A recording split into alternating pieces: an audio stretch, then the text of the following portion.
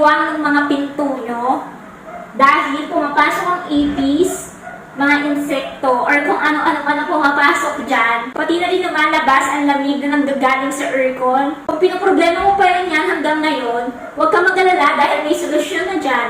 Ito pala yung nabili ko na para siyang silicone na pwede natin iharang dito nga sa mga siwang ng ating mga pinto para hindi na lumabas ang lamig na nanggagaling sa aircon. So, pag hindi na nga lumabas ang lamig na nanggagaling sa aircon ay makakatipid tayo sa kuryente.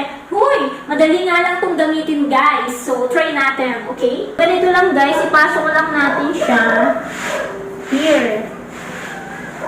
So, ayan. Then, try natin i-close. So, ayan. Close lang natin yung door.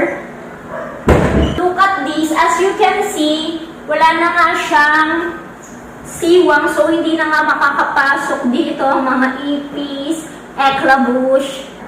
Kung sa room nyo nga po siya ilalagay, is hindi na nga po makakalabas ang lamig na nanggagaling sa aircon. As you can see, sobrang simple lang ng design para lang may borderline yung pintuan. Kung kailangan yung marin ho nitong silicone rubber na pantapal sa ilalim ng mga pintuan nyo, check out nyo na yan. Thank you for watching, Kapingping!